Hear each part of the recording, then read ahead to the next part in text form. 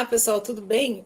Bem-vindas e bem-vindos, então, a mais uma aula deste canal do YouTube que sobrevive ao longo do tempo e do vento e do espaço, né? E mantém as nossas aulas aqui registradas, né, sobre mais diferentes temas. Então, muito bem, hoje eu gostaria de falar a vocês, né, sobre a construção social do mercado, em Durkheim e Weber, que é um texto da Celine Matedi, né?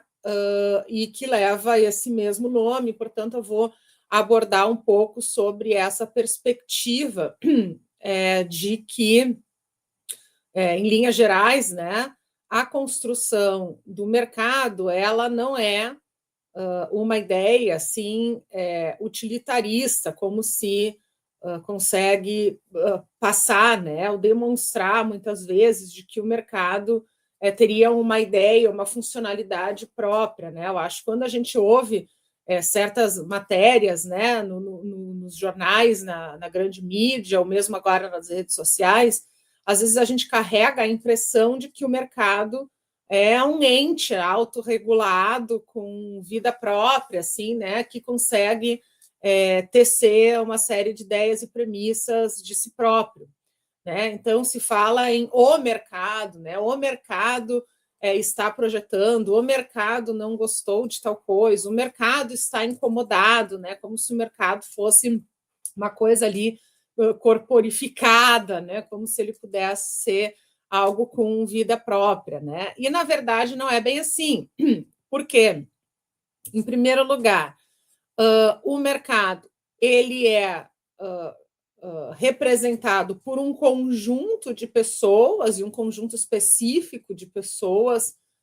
No Brasil, assim, a gente poderia dizer que é geograficamente limitado, né, às pessoas que são parte ali da Faria Lima, né, no caso assim de banqueiros, em sua maior parte, que têm poder de decisão ali no âmbito da regulamentação de certas propositivas que vão afetar o mercado. Mas o mercado ele também é uma construção social, né? Ou seja, se tem algo que está sendo construído socialmente e que não segue umas regras próprias, única e exclusivamente de determinado conjunto de tomadores de decisão, né? Quer dizer que todas as questões sociais do nosso tempo elas afetam esse mercado, né? E aí o texto coloca essas análises, né, diferenciando abordagens de Durkheim e Weber para fazer essa concepção analítica do mercado, contrariando certas ideias de que se demonstra alguma previsibilidade em torno do que vai se constituir nessa ideia do mercado como se fosse previsível, né? Ora, em se tratando de uma construção social, eu não tenho como ter essa previsibilidade ali colocada, né? Tampouco do ponto de vista mesmo da essa elite que tem o controle sobre as regras do mercado, né? É certo que o controle que se tem hoje, né, de mercado, ele é extremamente expressivo e dominante no âmbito do Brasil, né? A gente tem muito pouco poder de dialogar certas prerrogativas que são postas ali no âmbito dessa cúpula, né?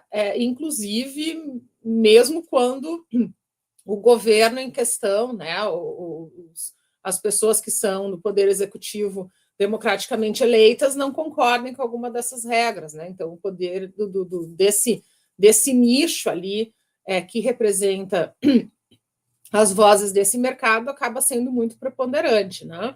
Agora, toda a construção social que gira em torno dessas normativas do mercado é algo que a gente não pode deixar de considerar, né? Ainda que isso seja, por vezes, né, tratado como se, de fato, o mercado pudesse ser esse ente autorregulado, coisa que eu vou mostrar para vocês que não é. Então, antes de pegar alguns pontos, né, do texto, eu queria mostrar algumas notícias que eu selecionei de tempos muito recentes. A gente poderia fazer essa aula também pensando em alguma coisa mais, né, voltada a uma construção histórica, né, de como as coisas foram mudando e se consolidando, mas eu optei por pegar matérias muito recentes, né? E aí tem uma matéria do UOL, que é do ano de 2025, portanto, do ano passado, que diz que o mercado errou 95% das previsões sobre economia e bolsa desde 2021. Então, o mercado não só não é um ente, né, como ao contrário, é uma representação de certos sujeitos, né, geograficamente limitados e que representam essa elite econômica no Brasil, como ainda aquilo que o mercado fala, né, que ou seja, não é um ente soberano, mas esse grupo de pessoas, né, muitas vezes colocado, né, sobre essa questão da impessoalidade, esses apontamentos feitos por este tal de grupo, que se intitula, né, de mercado, ele também erra, e erra muito. Né? Então, errou 95% das previsões. E aí, uma coisa que eu queria questionar a vocês, com vistas a todo esse texto e essa teoria, é qual é o interesse de quem te ensina sobre economia e sobre como tu deva investir o teu dinheiro, onde é que tu tem que aplicar, como é que tu tem que fazer a gestão dos teus recursos, do teu patrimônio, da tua empresa, né? Onde é que tu vai colocar esse recurso. Por quê?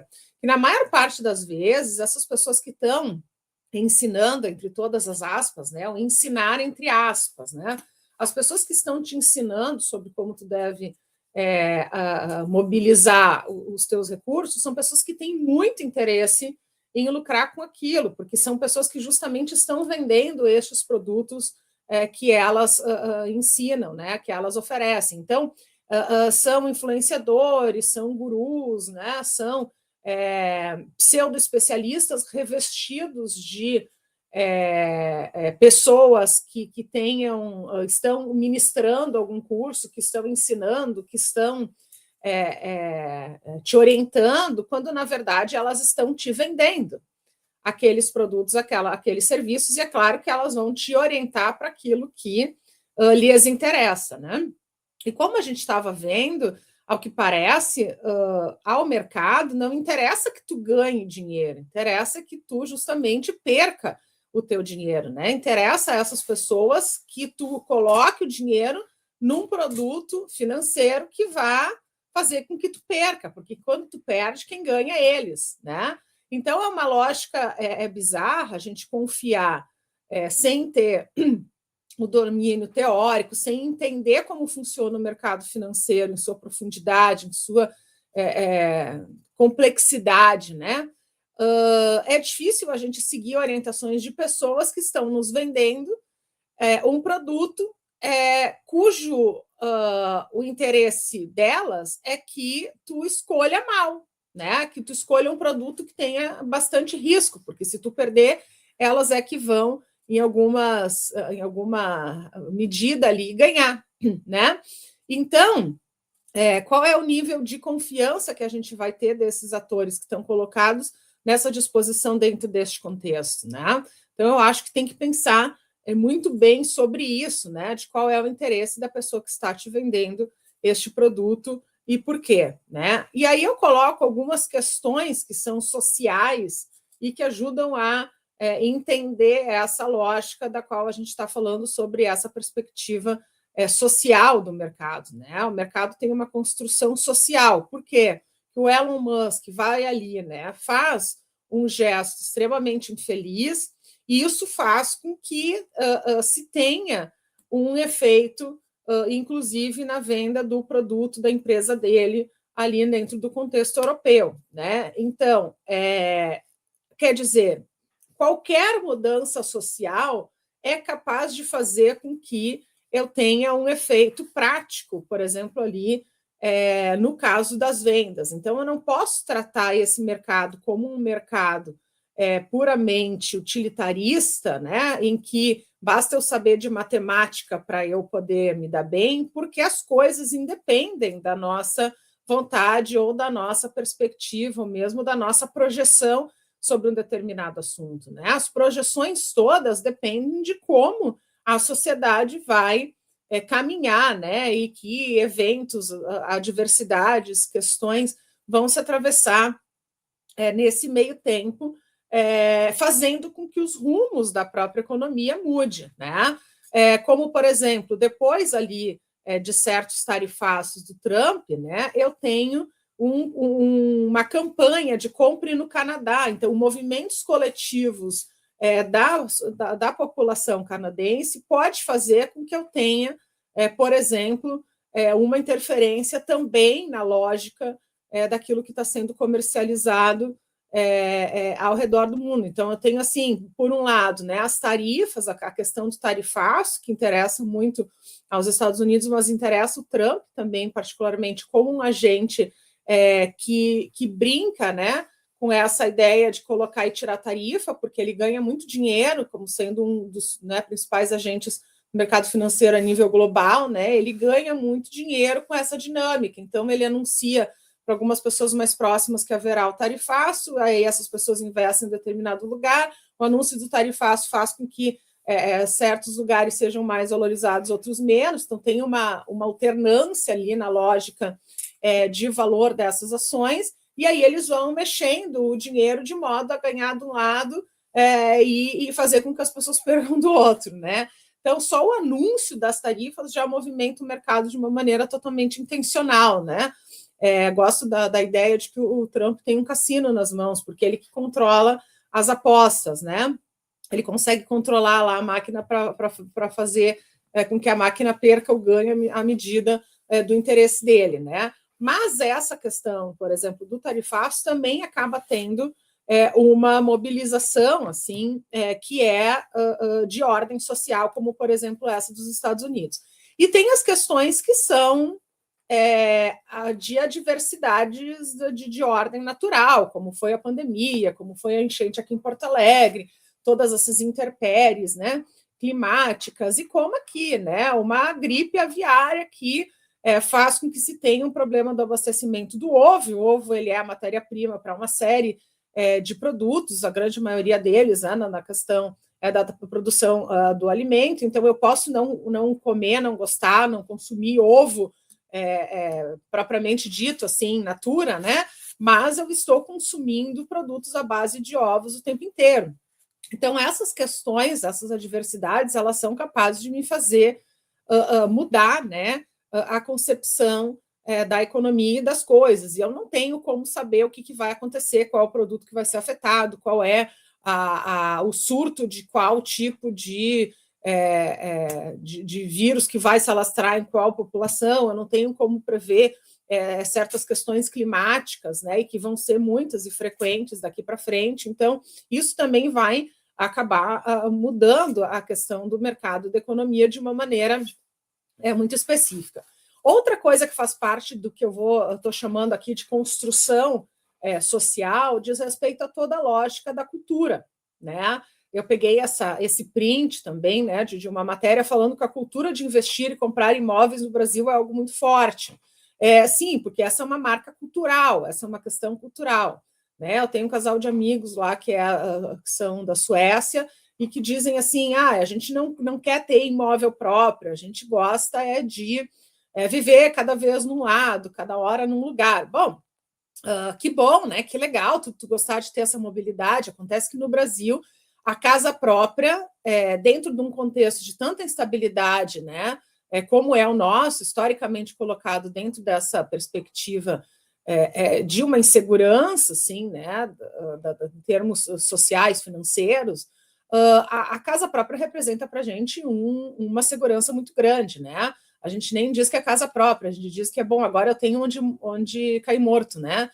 Que a pessoa, depois que compra um imóvel, ela tem onde cair morta. Quer dizer, tu tem pelo menos um lugar para tu te manter sem que tu tenha que despender um custo, por exemplo, do aluguel em torno disso, né? Então, a gente não tem uma preocupação tão grande em termos de mobilidade, né? Mas a gente tem uma preocupação maior em termos de ter uma segurança, de bom, aconteça o que acontecer, pelo menos eu tenho onde morar.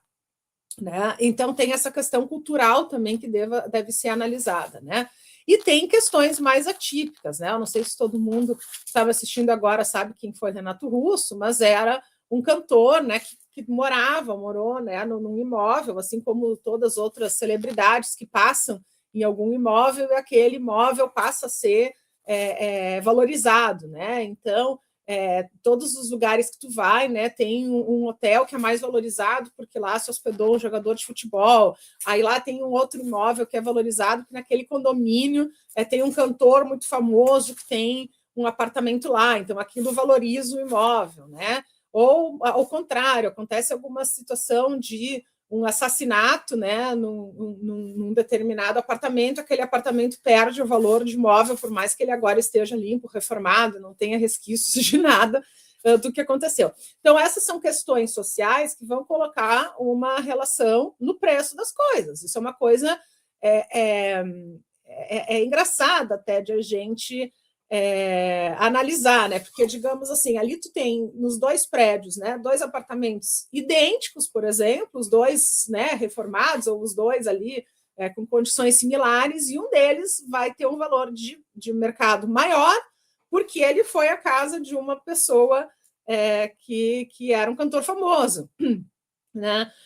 Tu tem dois hotéis, sei lá eu, com uma condição de estrutura muito similar, mas um deles vai valorizar muito mais porque foi o hotel que recebeu uma celebridade ali, né? Então, assim, não é uma lógica racional, vocês entendem? Não é uma questão de, olha, esse apartamento é melhor por uma razão A, B, C, D, né? Não, é da ordem de uma perspectiva mesmo da impressão daquilo em razão a essa ideia, né, de que a pessoa que é famosa esteve lá, então se constrói valor dentro de coisas que são dentro de uma cadeia, assim, né, da imaginação das pessoas, né, e cada vez mais se vai construir cultura de maneira muito bizarra, tendo em vista a cultura da IA, né, então hoje em dia a gente tem não só as celebridades mesmo movendo a ideia dos preços, custos e valor das coisas, como também uma produção de celebridades que não são reais, não são de carne e osso, mas são feitas por grupos que trabalham com inteligência artificial, né? Então é muito provável que num futuro próximo muitos dos nossos ídolos de música, de entretenimento, do cinema, né, não sejam pessoas em carne e osso que vão estar desfilando por aí, senão que personagens de IA, né? E a gente não vai saber nada sobre os seus criadores, provavelmente são grupos de programadores ali, às vezes de 10, 20, 30 pessoas, né? Ou uma pessoa que simplesmente não vai aparecer. Então, a capacidade de maleabilidade da cultura agora dentro de um contexto digital, ele é muito maior, né? Então, para a gente sinalizar algumas questões agora, buscando essa aproximação com o texto, né?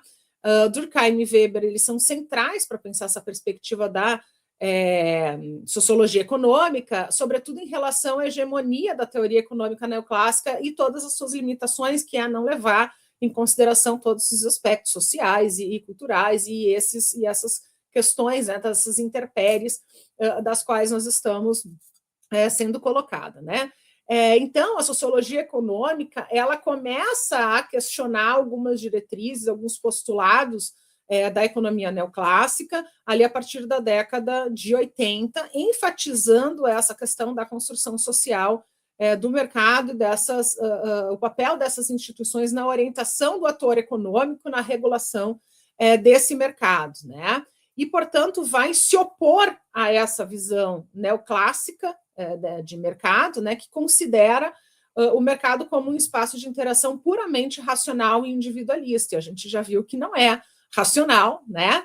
E que não é nada de individualista, porque depende de uma perspectiva social, cultural, coletiva de enorme abrangência, né?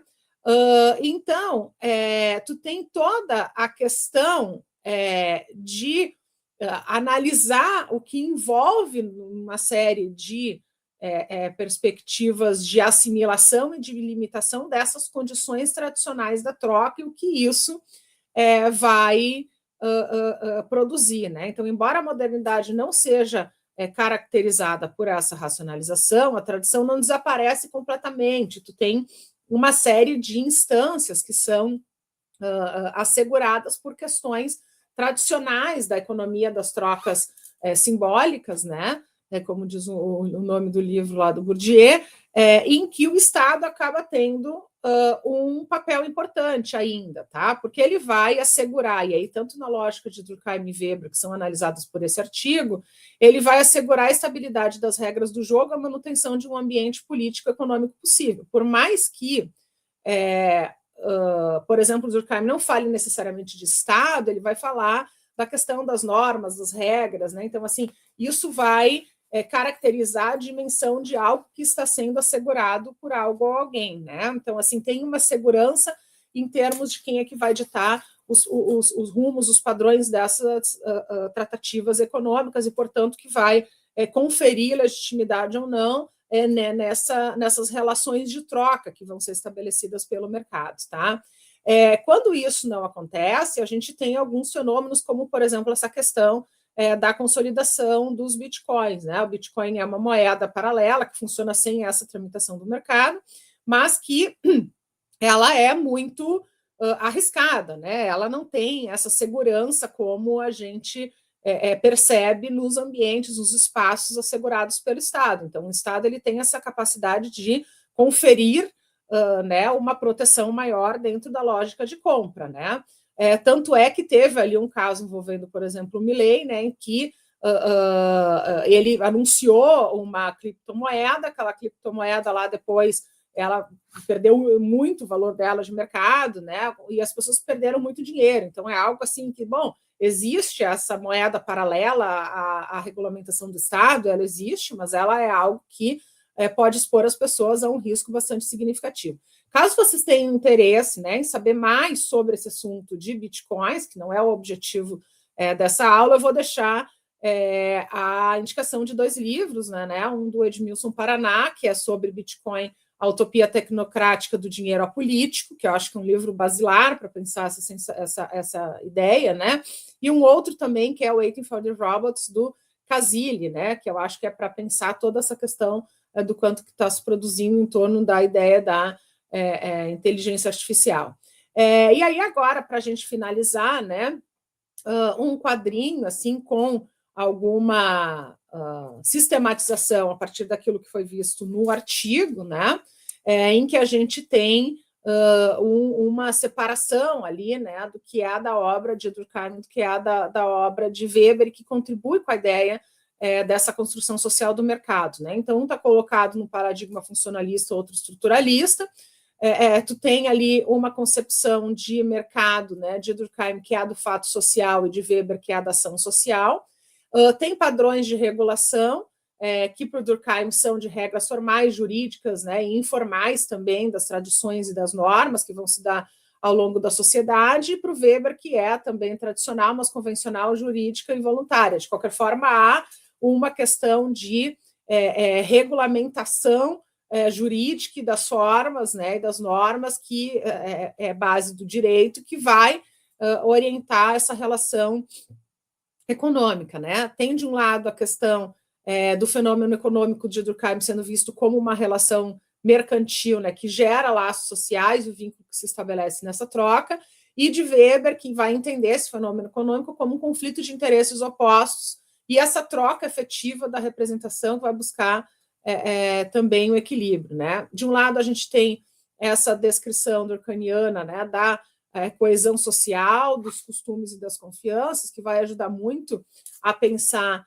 nessa questão dos ritos, né, que se colocam dentro de toda a lógica das relações de mercado, né, e ele vai ter uma ideia, né, de que o controle vai se dar por uma economia da moral, com regras, né, e eventualmente com situações anômicas que devem ser controladas, para que eu tenha essa condição de um certo equilíbrio dentro da lógica mercantil, né?